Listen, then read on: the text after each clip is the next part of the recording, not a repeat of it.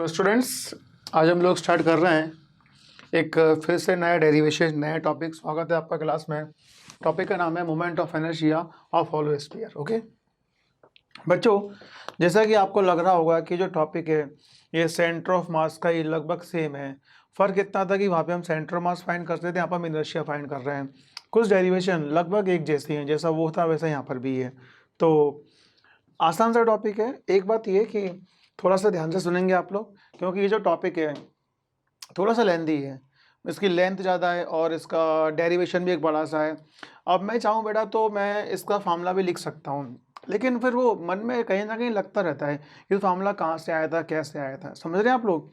तो इसके लिए हम क्या करते हैं, इस क्वेश्चन को, कॉन्सेप्ट को समझते हैं और फिर आगे इसके फार्मूले को एंजॉय करते हैं। ठीक है, तो देखो टॉपिक का नाम है moment of inertia of hollow sphere. Hollow sphere का मुझे इनर्शिया फाइंड करना है, तो ध्यान से देखेंगे आप लोग।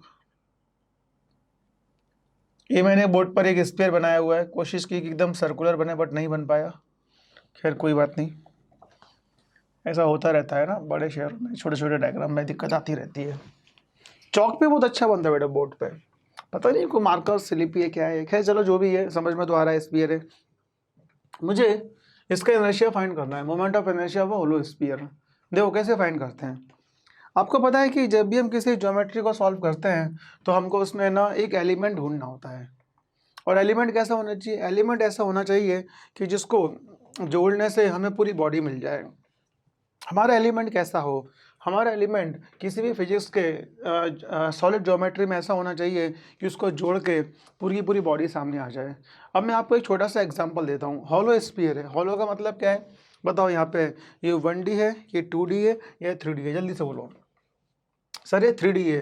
क्या है 3D है? नहीं, ये 3D नहीं है, ये 2D है। क्योंकि जैसे आप इसको कट करोगे, ये हॉलो है ना, हॉलो को खोलो, जैसे आप इसको कट करोगे और इसे आप ऐसे स्प्रेड करोगे तो आपको क्या दिखाई देगा बेटा? आपको ये एक प्लेन शीट दिखाई देगी। अंदर मसाला तो भरा नहीं है, मतलब सॉलिड तो है नहीं, हॉलो है। अगर हॉलो है तो फिर हमारा क्या आएगा? 2D आएगा। समझ गए? तो देखो, जैसे हमने देखा होगा हम ऑरेंज का भी खाते हैं, तो ऑरेंज का जो पील होता है हम उसको ऐसे कट करते आते हैं। तो एलिमेंट ऐसा मानना चाहिए कि जिसको जोड़ने से पूरे का पूरा हॉलो स्फीयर बन जाए। याद करो, बहुत पहले एक टीवी पे मैंने देखा था, एक आता था सीरियल, उसका नाम था शक्तिमान। तो शक्तिमान देखो ऐसे ऐसे घूमता था, ऐसे ऐसे। तो आपको नहीं लग रहा है कि यहाँ पर एक रिंग मान ली जाए? देखो, एक रिंग, दो रिंग, तीन रिंग, चार रिंग, ऐसे एंड ऑन रिंग। तो अगर सारी रिंगों को मिला देंगे तो क्या अपने पास एक स्फीयर बन जाएगा? बिल्कुल बन जाएगा। तो इसका मतलब बच्चों ये हुआ कि अब अपने को यहाँ पर बिना किसी डिले के एक एलिमेंट मान लेना चाहिए जिसका नाम है रिंग। चलो मैं इसको रिंग मान लेता हूँ। ये हमारे पास में हो गया एक रिंग। ठीक है, ध्यान से सुनना बेटा, बहुत अच्छा कॉन्सेप्ट है और इंटरेस्टिंग भी है। अब रिंग, एक रिंग, दो रिंग, तीन रिंग मानने का तरीका क्या है? देखो, इस पॉइंट को इससे जोड़ो, इससे, और इस पॉइंट को इससे। ठीक है, ये हमारी रिंग हो गई।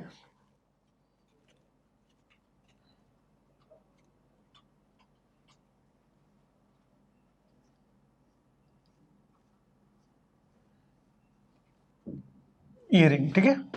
और ये एंगल कितना है? थीटा। थीटा पे जाके डी थीटा। समझ गए? और ये इसकी रेडियस आर है। देखो, ये तो हो गई रिंग, पर रिंग की पोजीशन भी तो बतानी पड़ेगी ना। ये वाला एक्चुअली एंड से टच होना चाहिए था, नहीं हो पा रहा। अगर मैं इसको रफ करूंगा तो थोड़ा खराब लगेगा। तो आप समझ जाना कि ये इससे कनेक्टेड है, इससे समझ में आ रहा होगा इतना हमको, और ये इससे कनेक्टेड है। तो एक रिंग, ऐसे एक रिंग, दो रिंग, तीन रिंग, बहुत सारी रिंग। तो अब इस रिंग की पोजीशन क्या हो सकती है, हम वो देखते हैं। तो जैसे कि मैं यहाँ बताता हूँ आपको, मैं ये पॉइंट, अगर ये रिंग है और ये डिस्टेंस आर है तो इसके दो कंपोनेंट्स कौन कौन सा? आर का एक कंपोनेंट्स बनेगा आर कॉस थीटा, और दूसरा क्या बनेगा? R sine theta. R cos theta और ये आर साइन थीटा। सही है ना? ये इसके दो कंपोनेंट्स हो गए। ओके, और ये जो मैंने बनाया है ये हमारी क्या है? एलिमेंट है, रिंग है। अब एक बात बताओ, रिंग का मोमेंट ऑफ इनर्शिया क्या होता है? M are square. याद है, कल मैंने आपको बताया था। तो सबसे पहले बहुत सारी बातें, सबसे पहले इस एलिमेंट को कट करके अलग करते हैं। देखो ये ऐसा एलिमेंट था एक,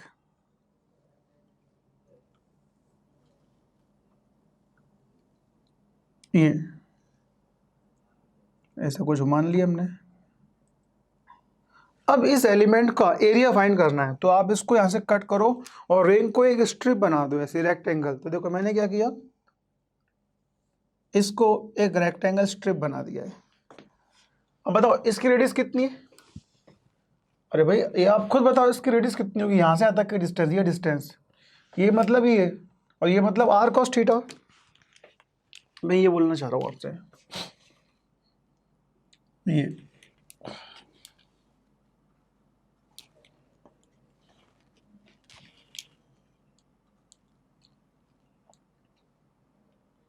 इतनी डिस्टेंस, तो इसकी टोटल लेंथ होती है 2 पाई आर, तो ये कितना बन जाएगा हमारा 2 पाई आर की जगह आर कॉस थीटा, ठीक है, 2 pi r cos theta.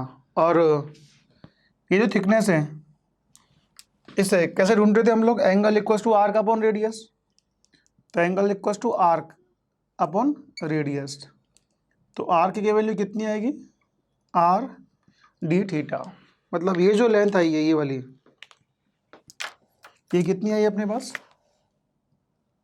R d theta. समझ गए ना कैसे आई ये लेंथ, ये वाली लेंथ, मतलब ये जो थिकनेस आई है ये वाली, ये इसकी बात हो रही है, ठीक है। अब इसका एरिया बोलो आप लोग, क्या लिखूं इसका एरिया, इसके एरिया में लिखूंगा डी ए इक्वल टू, जो अपना बन गया स्ट्रिप, तो एल इंटू बी। यार ये बार बार मार कर क्यों ले लेता हूँ मैं, 2 पाई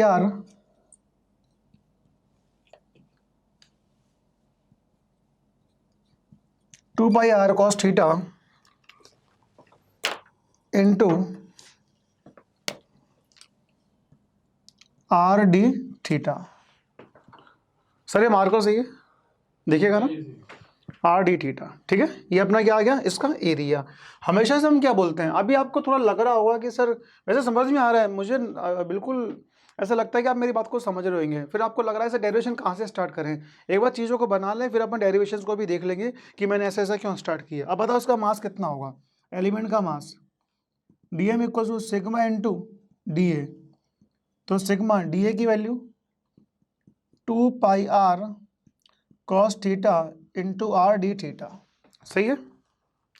और अगर इसकी बात की जाए सिग्मा की, तो सिग्मा का मतलब होता है मास अपॉन एरिया, उसको भी लिख लेता हूँ। तो sigma equals to m upon a, तो mass area 4 pi r square. क्यों? क्योंकि हॉलो स्फीयर है, स्फीयर की एरिया 4 पाई आर स्क्वायर, ठीक है। इतनी चीज़ अपने सामने आई है, ओके। अब बताओ अपने एलिमेंट, ऐसा देखो, अगर इस स्फीयर को ध्यान से ना देखो तो आपको केवल ये डायग्राम दिखाई देगा, ये वाला, ये रिंग, ठीक है, ये वाला सेंटर, ये सेंटर, समझ में आ रहा होगा आपको, और उसकी रेडियस तो है ही अपने पास। तो इस रिंग का मोमेंट ऑफ इनर्शिया कितना होता है, एम आर स्क्वायर, याद है रिंग का moment of inertia M are square. तो पर मैं क्या लिखूंगा यहाँ पर, D I, D I equal to D M, R की जगह इसकी रेडियस कितनी है, आर कॉस थीटा। बट एक बात बताओ आप लोग मुझे कि रिंग का मोमेंट ऑफ इनर्शिया कितना है, तो एम आर स्क्वायर ना, मैं थोड़ा साइड से समझा भी देता हूँ। इधर यहाँ पर कितना आया था रिंग का moment of inertia, I equal to M R square, तो एम की जगह डी एम और आर की जगह आर कॉस थीटा का स्क्वायर, वही तो लिख रहा हूँ मैं। अब इसके बाद दोनों तरफ हम लोग इंटीग्रेट कर देते हैं, ठीक है। देखो डी आई का तो आई हो गया, अब डीएम की जगह क्या रखें, डीएम की जगह integration sigma 2 pi r cos theta, ये थीटा है, 2 pi r cos theta r d theta, सही है।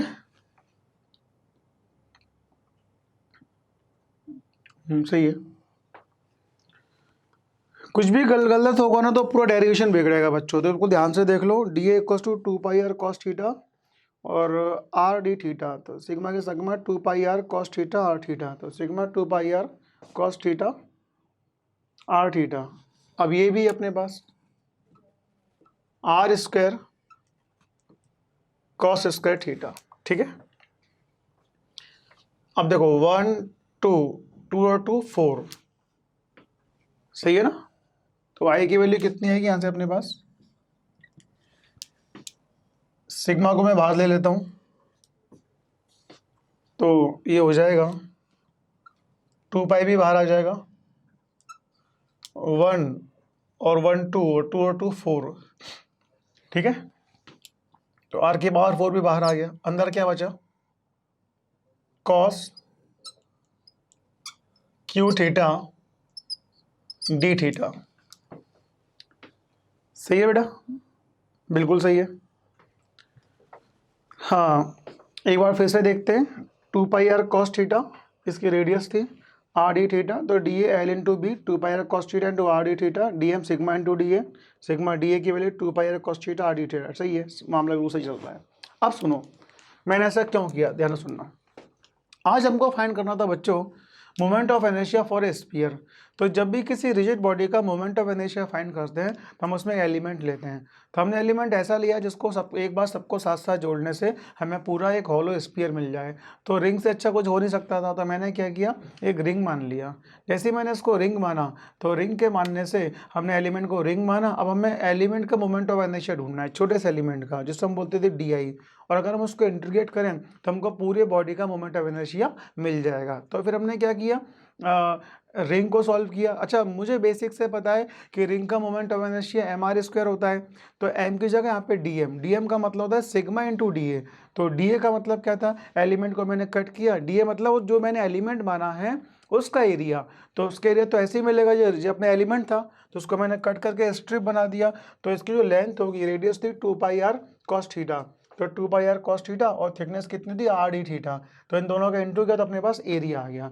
आपको मेरी बात समझ में आ गई होगी। अब देखो, मुझे इसको लिमिट बता रही है, इसकी लिमिट क्या क्या लगेगी। बेटे बहुत ध्यान से सुनना, समझ में तो आए तो अच्छी बात है, और नहीं आए तो फिर रिजल्ट तो अपने पास में ही। मैं पूरी कोशिश करूँगा आपको मेरी बात समझ में आए। सुनो, लिमिट कैसे बनाते हैं। अब तक मैंने क्या बताया कि लिमिट है, जैसे आपने और भी चैप्टर्स देखे होंगे, तो लिमिट बनाने का तरीका क्या है।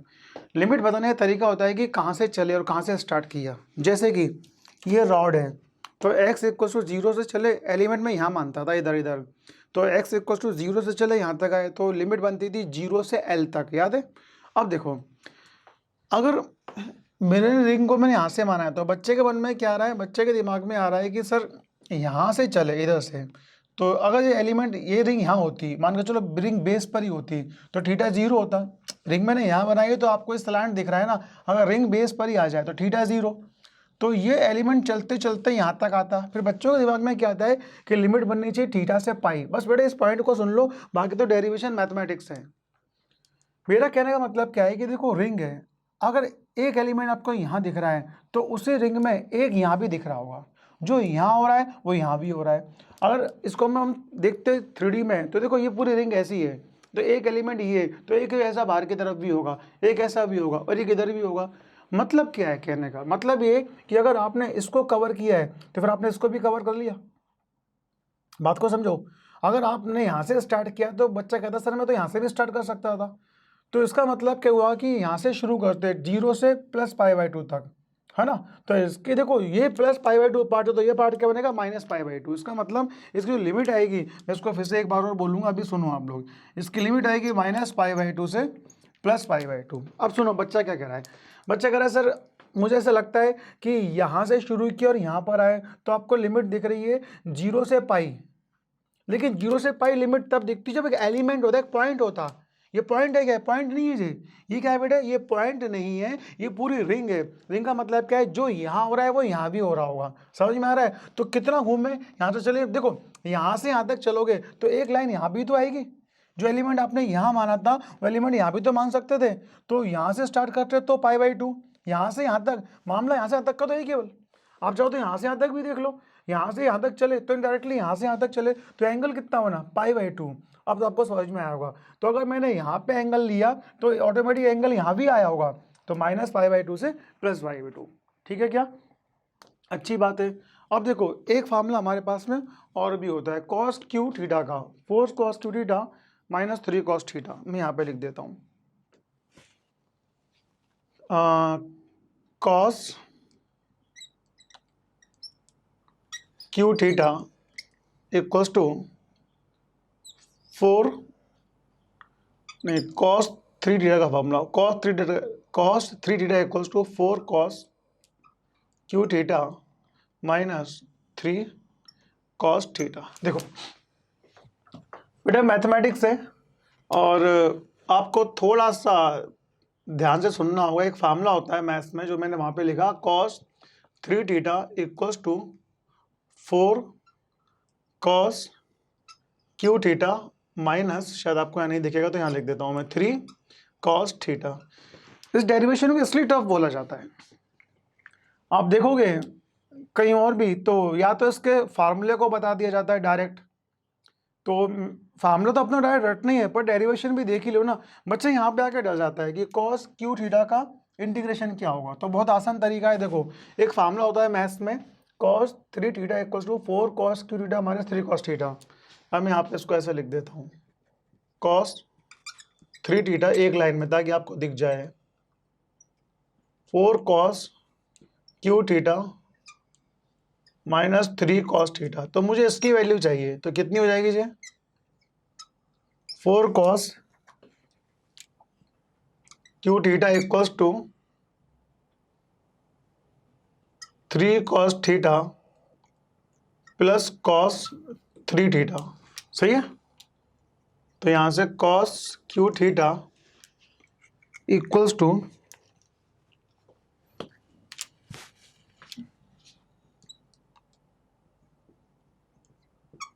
cos 3 theta plus 3 cos theta upon 4। ठीक है? जो नीट एस्पायरेंट स्टूडेंट्स हैं उनको बिल्कुल जरूरत नहीं है कि ये फार्मूला कैसे आया, बट फिर भी आपके इंटरेस्ट के लिए मैं आपको प्रूफ बता रहा हूँ, अदरवाइज आप इसका फार्मूला याद रखें। तो बेटा cos q थीटा का जो इंटीग्रेशन है वो मैंने फार्मूला वहाँ पे बना लिया है। जो मैथ्स के बच्चे देख रहे हैं उनको अंदाज लग रहा होगा कि ये थोड़ा टफ इंटीग्रेशन है, तो इसको सॉल्व करने के लिए हमने कुछ ऐसा सॉल्व किया है। आओ देखते हैं। cos एक ब्रैकेट लेते हैं, पहले चलो वैसे लिख देते हैं, -π/2 से +π/2। cos 3 थीटा कितना होता है? cos 3 theta plus 3 cos theta upon 4। एक तरीका और भी था, इसको लिख सकता था मैं cos theta into cos square theta, और cos स्क्वायर थीटा को मैं लिखता 1 - 2 sin स्क्वायर थीटा, इसको टी पुट करता और वो हैवी हो जाता। मैथ्स के बच्चे समझ जाते हैं, बट बेटा जो नीट के बच्चे उनको इतनी जरूरत भी नहीं होती, इसलिए मुझे ये तरीका ज़्यादा अच्छा लग रहा है। तो देखो सिग्मा 2π r4 अपॉन ये 4 मैंने बाहर ले लिया। अब एक ब्रैकेट स्टार्ट करते हैं और देखो इंटीग्रेशन चलाते हैं,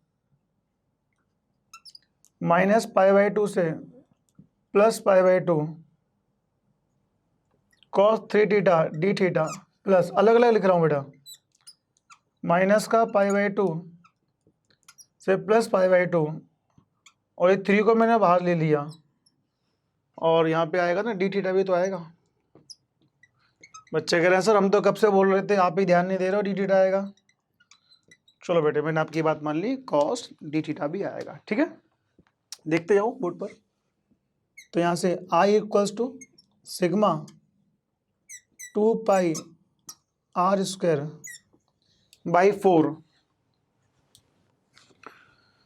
मामला सही चल रहा है ना? अब तक तो सही चल रहा है, भगवान जाने।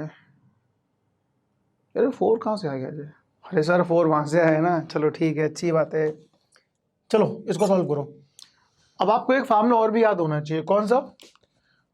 sin ax का इंटीग्रेशन। थोड़ा बेसिक मैथमेटिक्स अच्छा होगा ना, आपको कभी दिक्कत नहीं आएगी। इसका फार्मूला होता है माइनस का cos ax आपने बेसिक मैथमेटिक्स पढ़ते समय बहुत सारे सॉल्व किए होंगे।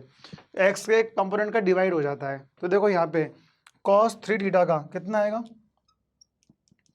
साइन 3 थीटा अपॉन 3, और लिमिट माइनस π/2 से π/2, ठीक है, प्लस ये 3 ऐसा क्या ऐसे ही।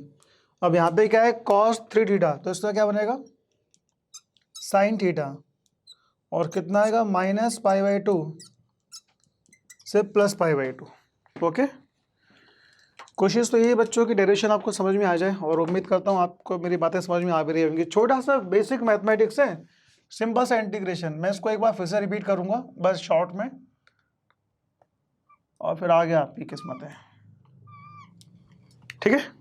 आओ देखो, आई की जगह आई सिग्मा, उसको यार बेटा 2 से 4 कट कर ही दो ना, फालतू टेंशन दे रहा है ये। तो पाई, अब देखो ये R4 था, 4 है ना, तो सिग्मा 2 पाई R4 अपॉन 4, ठीक है। और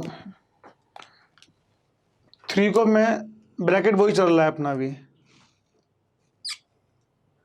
1/3। बच्चे कह रहे हैं सर क्यों पढ़ा रहे हो उतना, डायरेक्ट आंसर लिख दो ना, क्यों ऐसा लग रहा है क्या, बेटा पढ़ना तो पड़ेगा ना, सिलेबस में है तो। π/2, एक बार upper limit minus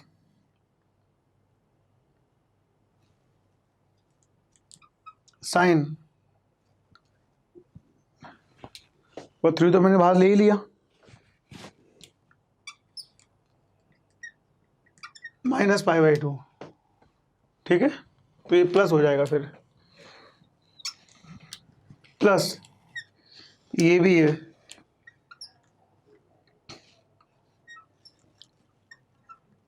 sign π/2 minus π/2, okay. तो आई इक्वल्स टू, इससे कैंसिल करो, तो πr² अपॉन 2, ठीक है। ये कितना हो गया, 1/3। अब देखो ये 180, 90, 270, साइन 270, साइन 270 देखें कितना आता है, आप लोग बताओ, आपने बेसिक मैथमेटिक्स में पढ़ा होगा, आपको याद होगा, बताओ बेटा। 180 प्लस 90 है ना, नो चेंज, तो साइन 90, साइन 90 कौन सा क्वाड्रेंट है, थर्ड क्वाड्रेंट, तो निगेटिव, तो ये हो जाएगा मेरे पास -1, और ये -1, ठीक है, -1 सही है, प्लस का 3, और ये कितना हो जाएगा, साइन 1/2 1, और -1 1/1 2, तो हो जाएगा 6। तो I equals to sigma π² by 2 minus का 2/3 प्लस का 6, ठीक है। और सिग्मा की वैल्यू कितनी है, आई के जगह, सिग्मा की जगह सिग्मा नहीं, सिग्मा की वैल्यू उठा के रख दो अब, m अपॉन 4πr²,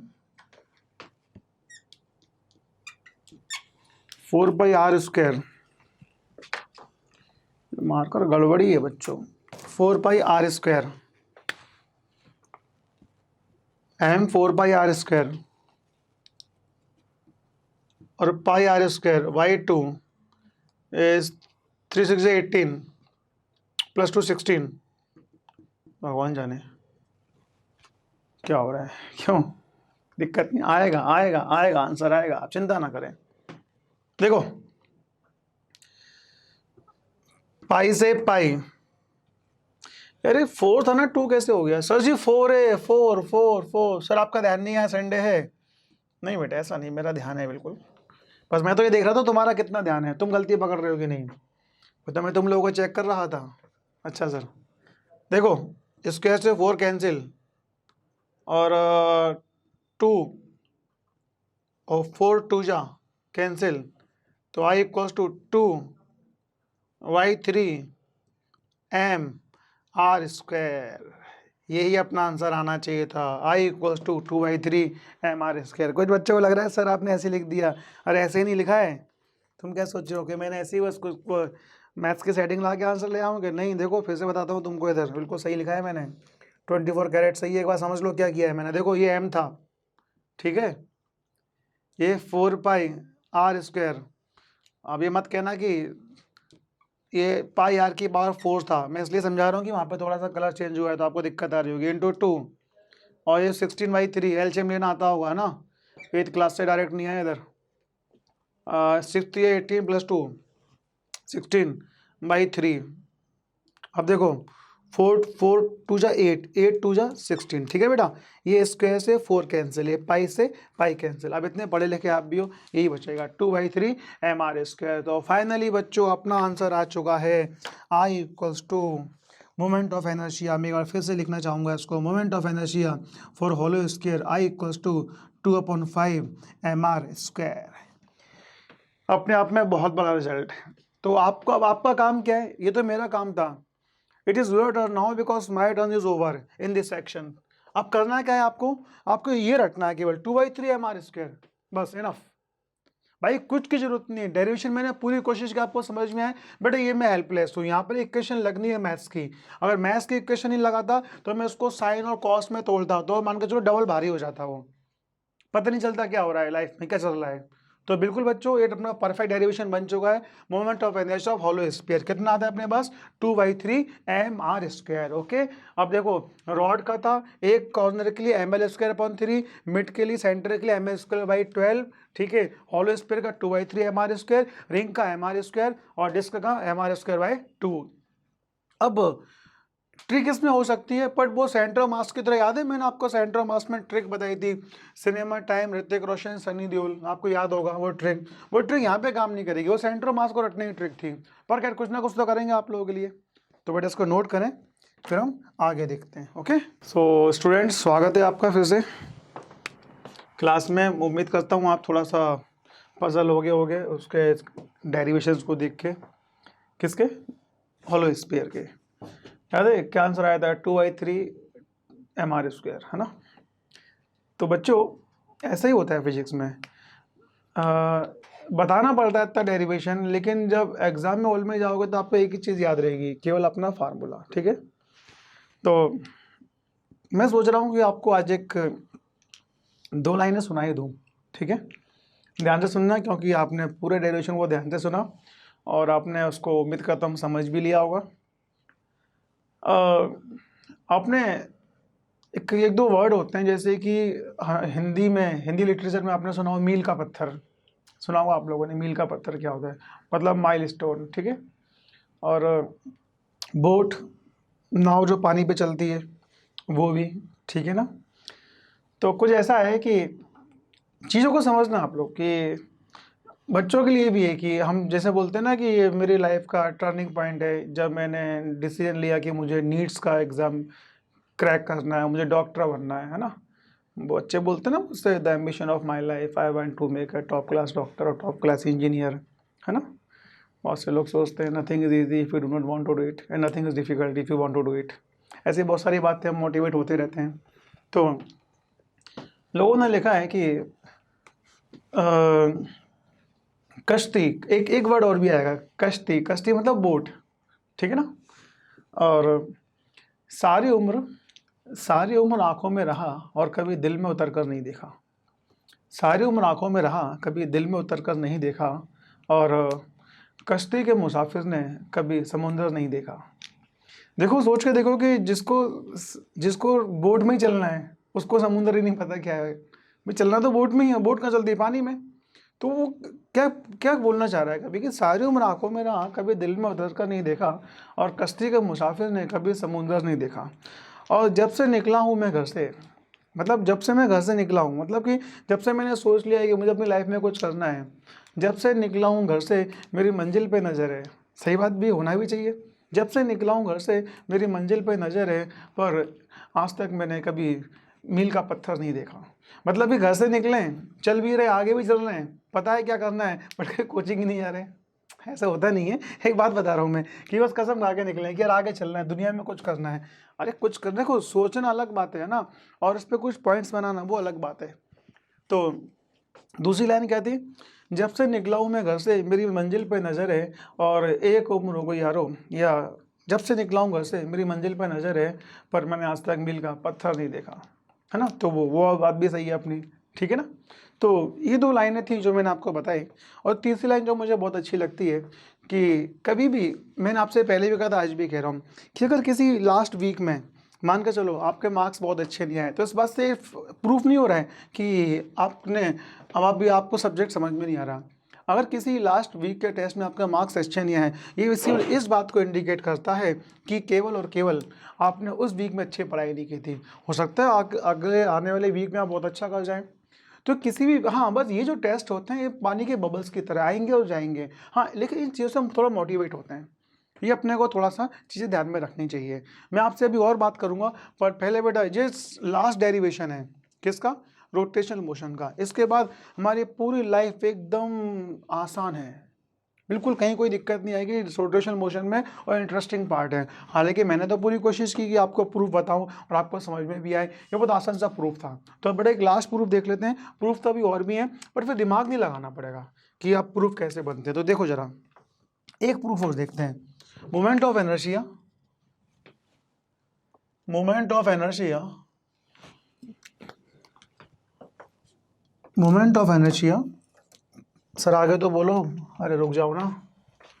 हाँ, moment of inertia of solid, moment of inertia of solid sphere, moment of inertia of solid sphere, इसका मुझे मोमेंट ऑफ इनर्शिया फाइंड करना है, ठीक है। देखो पहले से मैंने एक सर्कल बनाया था, तो इसको कवर कर दूं पहले बेटा, फिर मैं अपनी बात को शुरू करता हूं।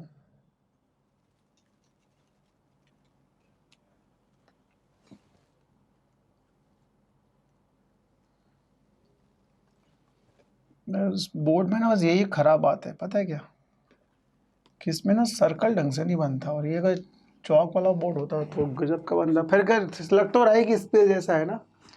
और बच्चों पता है प्रॉब्लम क्या है इसमें, कि इसको रफ भी नहीं कर सकता। मैं रफ कर दूंगा ना इसको, आप कहते हैं सर क्या बड़ी बात है, रफ कर दूंगा ना तो 15 मिनट लग जाएंगे इसको, मतलब पूरे बोर्ड को क्लीन करने में। तो खैर जो भी है, सर आपने ये कैसे बनाया, ये तो मेरे पास एक डिस्क पड़ी थी उससे मैंने बना दिया है, समझ गए।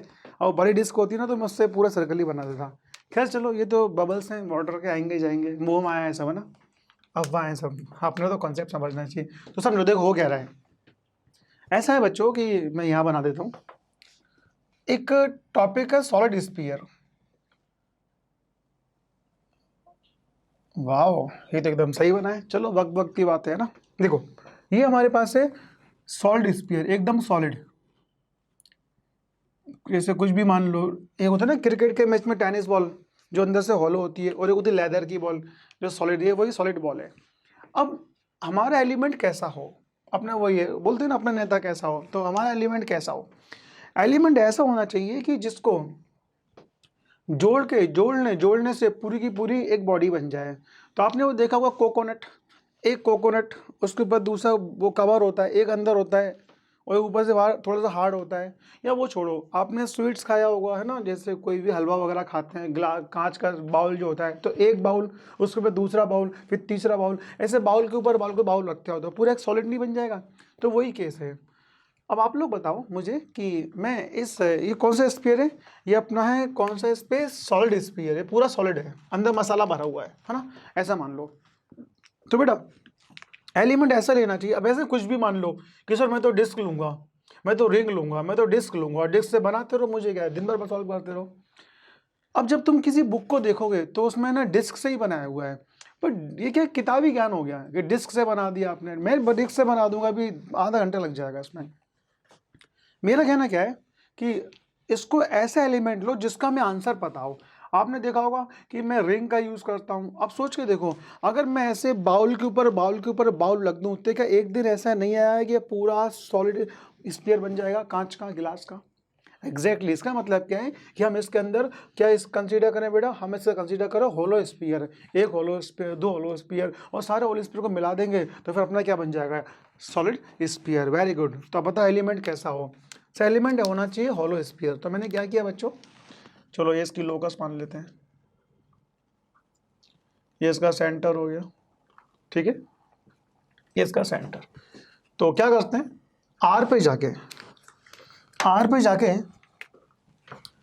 एक डी आर पे जाके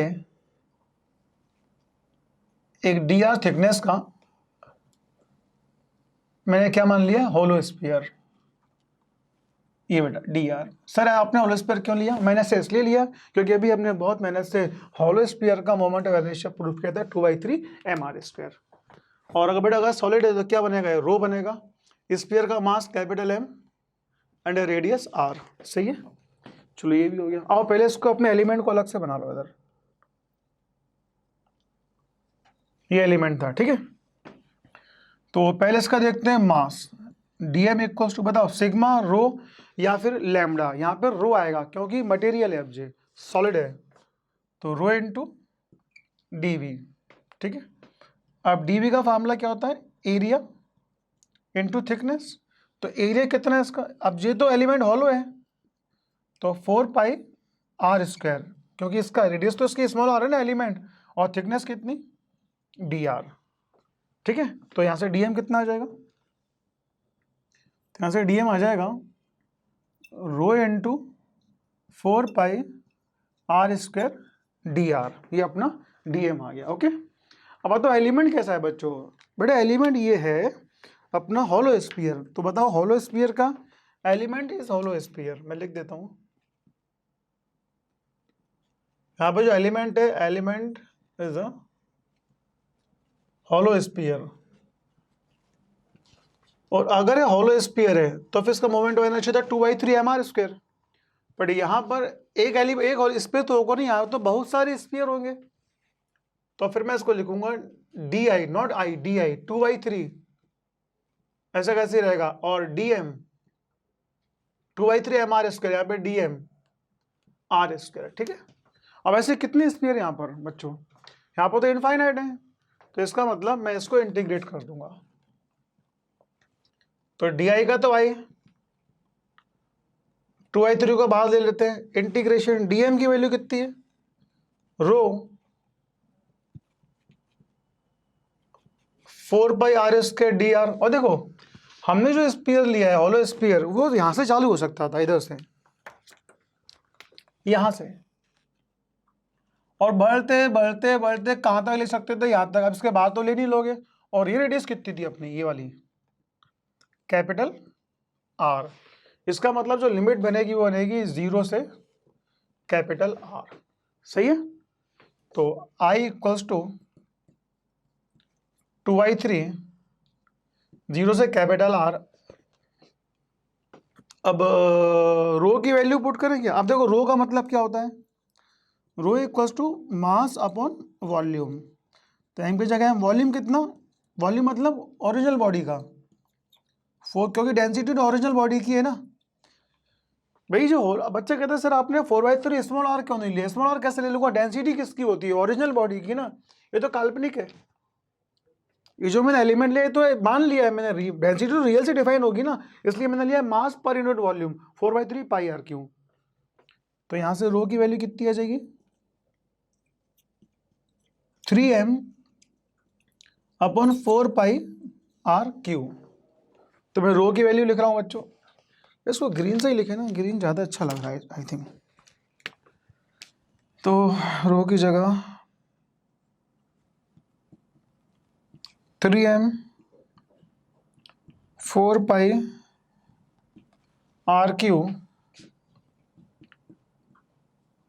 4πr² dr, ठीक है। अब समय आ गया है फालतू लोगों को बाहर करने का। फालतू मतलब कांस्टेंट, ये सर का स्टाइल है बोलने का। एक बार मैंने बोला फालतू लोग बाहर, कुछ 2-3 बच्चे उठ के चले गए। चलो अपनी अपनी सोच है, क्या कह सकते हैं। 3n अपॉन फालतू मतलब constant, R square D R. अब कुछ गलती हो रही तो बताओ मेरे से। कोई गलती नहीं है? गलती तो हो रही है बच्चों। Rho D M, E R कहाँ गया? ई आर भी तो लिखना पड़ेगा ना। वो तो मैंने इसलिए छोड़ दिया था कि मैं देखना चाहता था कि आप लोग कितना आता है। अच्छा सर, आई की जगह आई 2/3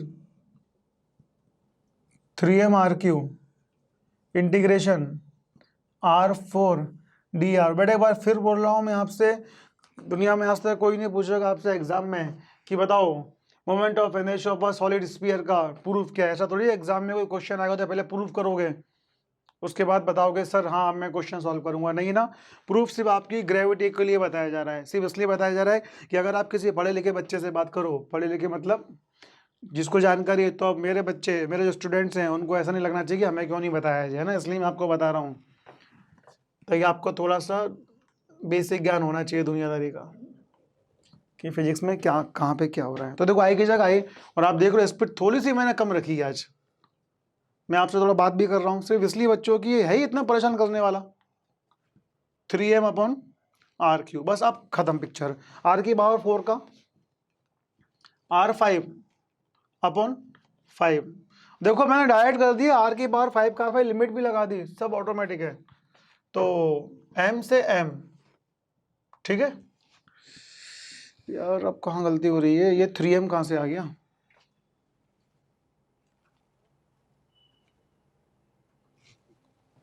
थ्री से 3 सही है ना, 3 से 3 सॉरी, वो मैं सोच रहा हूँ कि m से, सॉरी 3 से m नहीं कटेगा, 3 कटेगा। सर ध्यान नहीं है आपका आज? ऐसा नहीं बेटे, संडे तो क्या हुआ, संडे का पढ़ा था नहीं क्या? 2/5 m/r², बस हो गया प्रूफ जी। यही हमको प्रूव करना था, moment of inertia for a solid sphere. देखो कितना आसानी से आ गया। तो बेटा ये मैंने आपको एक प्रूफ बता दिया, अब ध्यान से देखना, बस इसके बाद जितने भी मुसीबत के दिन थे खत्म हो गए हैं ना, अब बला टली, टेंशन खत्म। समझ में आ रहा है? अब एकदम चिल रहेगा हमारा फिजिक्स में, कोई दिक्कत नहीं है अपने को, आफत खत्म हो गई अब जी। देखो पहला रॉड के लिए कितना था, थोड़ा याद दिला रहा हूँ, ml²/3 इस एक्सिस के लिए, और जब सेंटर से पास हो तो ml²/12, ठीक है। रिंग के लिए mr², डिस्क के लिए mr²/2, और होलो स्फीयर के लिए 2/3 mr², और बेटा किसके लिए, सॉलिड के लिए 2/5 mr²। ये मैं आपको 2 लेक्चर से पढ़ा रहा हूँ, 2 या 3 लेक्चर से मैं ये प्रूफ कर रहा हूँ। देख लो 1 मिनट में लिख दिया, पर कितना टाइम लगता है इसको बनाने में।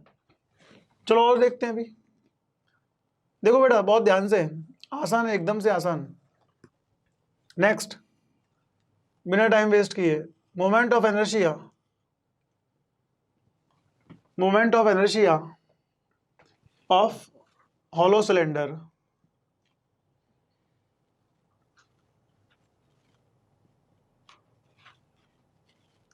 आप लोग अच्छा है ना बच्चों कि आप चाहो तो इस लेक्चर को कल भी देख सकते हो, पर मेरे को तो संडे को शूट करना पड़ेगा, तो आपके लिए अच्छा है कि आपके कभी भी कोई भी दिन देख लो, है ना। खैर चलो, जब रेगुलर ऑफ क्लासेस में आओगे तो मैं बहुत पढ़ाऊंगा आपको, संडे को भी क्लास छुट्टी नहीं देने वाला, समझ गए ना। MI of hollow cylinder, hollow cylinder का मोमेंट ऑफ इनर्शिया, देखो ये वाला पार्ट है, ये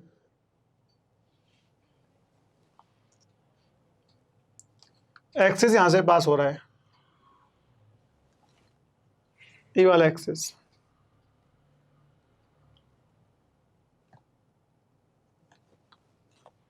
ये ऐसे घूम रहा है।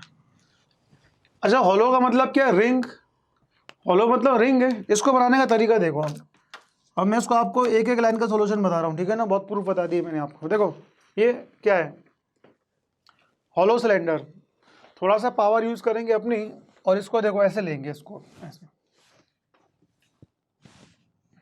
समझ लो क्या हुआ। और ये था ना ऐसे, क्या बन गया, रिंग बन गया। और क्या बन गया, और जैसे ही रिंग बना तो रिंग का आंसर क्या है बताओ, एम आर स्क्वायर। रिंग है ना, ये नाम तो नहीं लिखा तो क्या हुआ, इतना पढ़ नहीं सकते क्या, I equals to M R square, बात खत्म। अब देखो moment of inertia, moment of inertia of solid cylinder, solid cylinder. तो पहले हम लोग बना लेते हैं मोमेंट ऑफ इनर्शिया, डायग्राम बना लेते हैं सॉलिड का।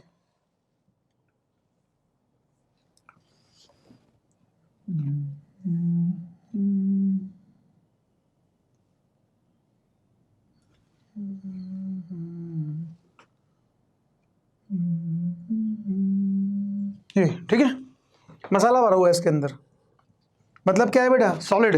अब बताओ क्या करूं, सर पावर यूज करो अपनी। अच्छा बेटा देखो अंदर पूरा सॉलिड है, मतलब डिस्क है, देखना इसको, क्या बन गया है, डिस्क। और अगर ये डिस्क बन गया तो फिर डिस्क का आंसर क्या होता है, एम आर स्क्वायर बाई 2। बिल्कुल सही पहचाना आपने। तो I equals to M R square by 2। देखा आप लोगों ने कितने आसानी से आंसर आ रहे हैं। तो चीज़ें बेटा आसान है, बनाना को तो बन सकती है, कोई दिक्कत नहीं है, आप इसे नोट करें। और मैंने आपसे कहा था कि बस अगर डेरिवेशन याद भी नहीं भी रखना है तो अब जो मैंने सिखाया इसके बाद से आपको याद रखना है। अब मैं केवल आपको ट्रिक बता रहा हूँ, केवल ट्रिक से अब हम सारी चीज़ें सॉल्व करने वाले हैं, ठीक है ना। और लास्ट में आपको एक ऐसा फॉर्मूला दे दूंगा कि आपको सब इतना देखने की जरूरत भी नहीं पड़ेगी, लेकिन उसके पहले आप इसे नोट करो, फिर हम आगे बढ़ते हैं। आओ देखते हैं एक क्वेश्चन क्या है बेटा, डेरिवेशन मान लो और क्वेश्चन मान लो, कुछ भी मान लो आप। तो moment of inertia for a rectangular lamina, देखो moment of inertia, result standard है, मोमेंट ऑफ इनर्शिया फॉर। और उसके बाद बच्चों फिर मैं आपको एक ऐसा कॉन्सेप्ट बताने वाला हूं कि आपको किसी भी डेरिवेशंस को देखने की भी जरूरत नहीं है, मैं तो बोल रहा हूँ। लेकिन सर वही बता दो ना, फिर नहीं बेटा ऐसा नहीं, जब तक अंधकार नहीं होना तब तक लाइट का कोई इंटरेस्ट नहीं है ना। Moment of inertia for a rectangular lamina, तो किसी भी ट्रिक का इंटरेस्ट तभी आता है जब उसके पहले एक बहुत हॉरिबल सा डेरिवेशन देखा जाए, क्योंकि मैं आपको बता रहा हूँ। उसके बाद देखो एक एक लाइन के derivations. Moment of inertia for a rectangular lamina, बच्चों यकीन मानो मैं आपको एक भी चीज को रटने नहीं देने वाला, केवल आपको मेरे कहने पर एक 4-5 लाइनें रटनी पड़ेंगी बस। और उसके बाद तो ये ऐसा बनेगा कॉन्सेप्ट कि आप खुद बोलोगे सर इतना आसान इससे पहले कभी नहीं था। देखो ये एक रेक्टेंगुलर लैमिना है ये, ठीक है।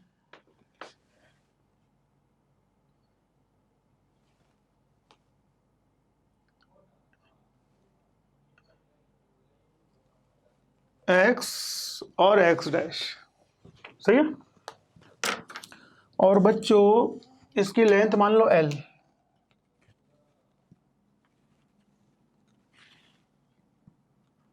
और ये कितना है अपने पास बी। अब ये ऐसे घूम रहा है तो मुझे इसका मोमेंट ऑफ इनर्शिया फाइंड करना है, बहुत आसान है।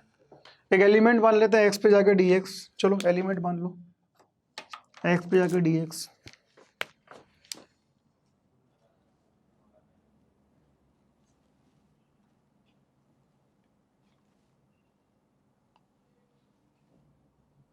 ये एलिमेंट डी एक्स, कितनी थिकनेस डी एक्स, बस काम खत्म। आओ उसको अलग से बना लो, ये एलिमेंट बेटा इसका लेंथ कितना है बी, थिकनेस डी एक्स, तो एरिया बोलो शाबाश, very good, B into D X, D M बोलो शाबाश। अब ये रेक्टेंगुलर लैमिना है तो सिग्मा आएगा ना, 2D के लिए सिग्मा, 1D के लिए लैम्डा और 3D के लिए रो।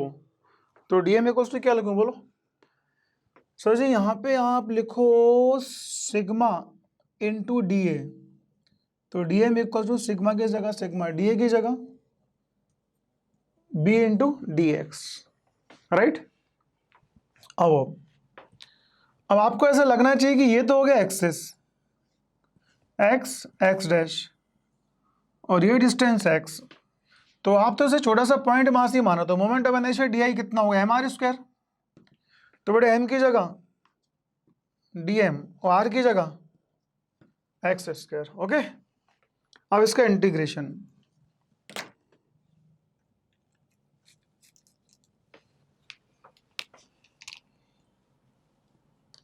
डी आई का I D M sigma B D X X square. अब सारा खेल किसका है, सिग्मा का। आओ सिग्मा ढूंढ लेते हैं। तो sigma equals to mass upon area. हाँ बेटे एरिया बोले तो इस पूरे का area, M upon area B into L और एल इंटू बी। सर एक ही बात है। अच्छा बेटा सही है। तो हाँ बी इंटू एल, अच्छी बात है। वो थोड़ा सा जब पढ़ाता था रेगुलर क्लासेस में तो मैं कुछ पूछ रहा था, अच्छा बच्चों ये बताओ कि इसका मामला क्या हुआ, तो बच्चे कहते थे सर वहाँ देख लो आप, बार बार हमसे पूछ रहे हो वहाँ देख लो आप। तो वो बात थोड़ी सी ध्यान में थी, बच्चे ऐसे बोलते थे। खैर चलो खैर कोई नहीं। सिग्मा की जगह, अच्छा फालतू लोग बाहर, फालतू मतलब कांस्टेंट, सिग्मा बी। अब देखो ये एक्स स्क्वायर है, एक्स क्यूब बोलो। हाँ अरे नहीं सर ये डी एक्स और एक्स स्क्वायर है, गजब करते हो आप भी। एक्स स्क्वायर डी एक्स सही है। डी एम की जगह sigma into B D X, sigma into B D X square, sigma भी कॉमन सही है। अब देखो एलिमेंट मैंने यहाँ से लिया है, वो यहाँ से चालू हो सकता था। अब आप खुद बोल दोगे लिमिट कहाँ से कहाँ तक, अगर यहाँ से लेके एलिमेंट यहाँ तक ले सकते हैं, इसके बाद थोड़ी ले लेंगे। तो लिमिट कहाँ से कहाँ तक आएगी, 0 से L। तो 0 से L, तो I equals to sigma into X 3 upon 3 और एक B और आएगा B। लिमिट कहाँ से कहाँ तक, 0 से L। तो I equals to sigma B L power 3 upon 3। तो I इक्वल्स टू, हाँ बेटे सिग्मा की वैल्यू कितनी है, ये लिखा है सामने तो लिखा था M बी एल और ये B ये एल क्यू ये बाई 3, L से L B से B कैंसल, तो M L स्क्वायर अपॉन 3। देखा आपने, M L square upon 3 prove हो गया फार्मूला। ठीक है, अब सुनो ध्यान से काम की बात। चलो इसी से बताता हूँ एक नए मार्कर से। अब कभी आपको याद रखना हो तो क्या आप इतना याद रखोगे, नहीं। देखो मास्टर फार्मूला क्या है, मास्टर फार्मूला ये है। इसका एक लाइन का सॉल्यूशन देखना ध्यान से। अब देखो इसका आंसर क्या है रॉड का, जल्दी से बता दो। इस एक्सिस के लिए इसकी लेंथ थी L, M L square upon 3, याद है ना। ये तो मैंने प्रूफ किया एक कॉर्नर के लिए। तो देखो यही वाला तो केस है। एक कंसेप्ट और, एक कॉन्सेप्ट और क्या, देखो अगर कोई रॉड एक्सिस के ऊपर ही है तो उसका इनर्शिया कल बताया था कितना, 0, डिस्टेंस ही नहीं है। जैसे ये रॉड है, मैं एक्स को 0 कर दूं, मतलब रॉड को उठा के यहाँ रख दूं, तो उसका इनर्शिया 0। तो अब याद रखेंगे कि अगर कोई रॉड थिन रॉड है, थिक नहीं थिन रॉड है, उसके ऊपर ही है तो उसका आई 0। बस दो बात याद रखना। अब इस क्वेश्चन का जो आंसर था ना, इतनी कहानी पढ़ने की जरूरत नहीं थी, मैं आपको वैसे सिखा देता। देखो कैसे, ये है बेटा, ये कितना था L, ये कितना था B। आपको अपनी पावर यूज करनी है और पावर यूज करके इसको थोड़ा सा श्रिंक करना है। देखो कैसे, अगर मैं इसको ऐसे कम, बेटा बहुत ध्यान से सुनना, ट्रिक तभी समझेगी आपको जब आपको मेरी बातें समझ में आ जाएंगी। देखो अगर मैं इसको ऐसे कंप्रेस करता हूं, ऐसे ये, तो क्या होगा, ये वाला केस बन जाएगा। देखो ना ध्यान से, अगर मैं इसको ऐसे कंप्रेस करता हूं तो ये केस बन जाएगा और इनर्शिया 0, ऐसे तो कर नहीं सकता। अब मैं इसको ऐसे कंप्रेस करता हूं, ये जैसे इसको मैंने ऐसे कंप्रेस किया तो ये वाला केस बन गया। बताओ क्या आंसर आएगा इसका, एम एल स्क्वायर अपॉन 3। ठीक है क्या, जैसे कि आप ध्यान से देखेंगे आप लोग, मैंने आपको ये वाला पार्ट दिया, ये एक पार्ट है, ध्यान से देखना, ये और एक ही है, ये मान लो ए है और ये बी, ठीक है।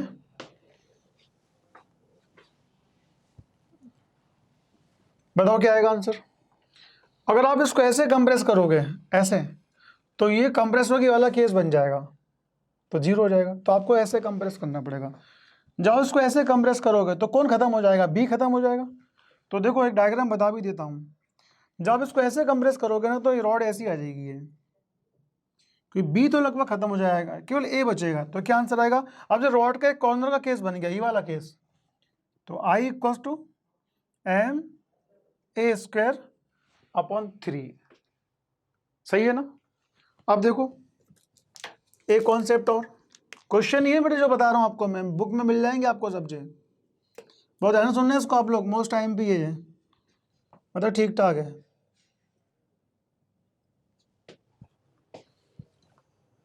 एक एक्सिस ये वाला,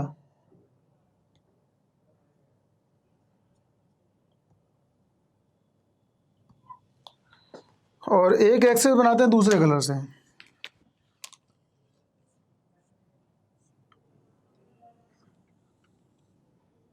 ये वाला। इसको नाम दिया है 1 1 डैश और इसको 2 2 डैश। अब मुझे चाहिए मोमेंट ऑफ इनर्शिया 2 2 डैश। चलो पहले ढूंढते हैं 1 1 डैश के लिए। 1 1 डैश है ना, सुनना, अभी दोनों एक्सिस के लिए इनर्शिया चाहिए। पहले है 1 1 डैश, मतलब इसको भूल जाओ। अगर इसको मैं ऐसे कंप्रेस, अच्छा नाम दे दूं इसे, कुछ अलग नाम देता हूँ। क्या नाम दूं, इसको नाम दे रहा हूँ टी, इसको नाम दे रहा हूँ एच, ताकि आप लोग एल को देख के आंसर नहीं बताओ। देखो इसको मैंने ऐसे कंप्रेस किया, इतना कंप्रेस किया, ध्यान से देखना। इसको मैं ऐसे कंप्रेस कर दूंगा तो क्या डायग्राम बचेगा अपना। पहले मुझे चाहिए किसके लिए इनर्शिया, I1 1 डैश के लिए, ये वाले एक्सिस के लिए। तो उसको ऐसे कंप्रेस करूंगा तो रोड एक्सिस पे आ जाएगी, तो उसको फिर मैं ऐसे कंप्रेस करूंगा, वैसे कंप्रेस करूंगा तो एच तो खत्म हो जाएगा, सुन रहे हो ना। इसको ऐसे कंप्रेस किया तो एच तो खत्म, तो टी बचेगा। तो I equal to m t square upon 3। अब मुझे चाहिए 2 2 डैश के लिए, 2 2 डैश के लिए। तो देखो क्या करूंगा मैं, अगर मैं इसको ऐसे कंप्रेस करूं तो ये 2 पे एक्सिस पे आ जाएगा। सुन रहे हो क्या कह रहा हूं मैं, क्या समझा रहा हूं आपको मैं। मुझे पहले चाहिए था, हालांकि मैं इसको बहुत सारे क्वेश्चन कराऊंगा बेटे, बिल्कुल चिंता ना करें। अब ऐसे क्वेश्चन की बारिश करने वाले हैं, ठीक है ना। नेक्स्ट लेक्चर में मैं आपको रेडी कर रहा हूँ आगे के लेक्चर के लिए, कि क्वेश्चन कैसे बनते हैं, देख के अंदाज से कैसे बनते हैं। ये पार्ट खत्म हो गया डेरिवेशन का जो बताना था। 1 1 डैश आप बताओ कैसे कंप्रेस करूं। जबकि मुझे 1 1 डैश के लिए सॉल्व करना है, तो मैं इसको ऐसे कंप्रेस करूंगा तो रोड ऐसी दिखाई देगी, तो वो तो एक्सिस पे आएगी तो जीरो हो जाएगा। तो 1 1 डैश के लिए मुझे इसको ऐसे कंप्रेस करना पड़ेगा, तो ऐसे कंप्रेस करूंगा तो आई टी स्क्वायर। अब देखो 2 2 डैश के लिए, 2 2 डैश के लिए अगर मैं इसको ऐसे कंप्रेस करता हूं तो ये वाली रॉड ऐसी बन जाएगी जो 2 2 डैश के ऊपर ही आ रही है। तो अब मैं इसको ऐसे कंपेयर करूंगा, तो आपको डायग्राम से समझा देता हूं। देखो ये तो अपना 2 2 डैश, ये 2 2 2 डैश। अगर मैंने इसको ऐसे कंपेयर किया तो ये तो हो गया एक्सिस और ये हो गई रॉड, सही है ना। तो अब आंसर क्या आएगा अपने पास, I equal to m h square upon 3। ये हाइट अपनी एच है, ऐसे कंप्रेस करोगे ना। तो बच्चों रेक्टेंगुलर लैमिना के लिए अपने पास ये कॉन्सेप्ट था, एम एल स्क्वायर बाई 3 और आई इक्वल टू 0। ये डेरिवेशन तो मैंने आपको बता दिया कि आपको याद रहे चीज़ें कैसे आई हैं। अदरवाइज कल से तो फिर हमें ना एक क्वेश्चन एक लाइन, एक क्वेश्चन एक लाइन का कॉन्सेप्ट हम वैसे स्टार्ट करने वाले। हमको जरूरत नहीं होती डेरिवेशन की, जितना हमको बनाने थे आज के लेक्चर में आपको सब बता दिए। कल से तो आपको मैं ट्रिक सिखा रहा हूँ और ट्रिक से हम बहुत सारे क्वेश्चन को सॉल्व करेंगे।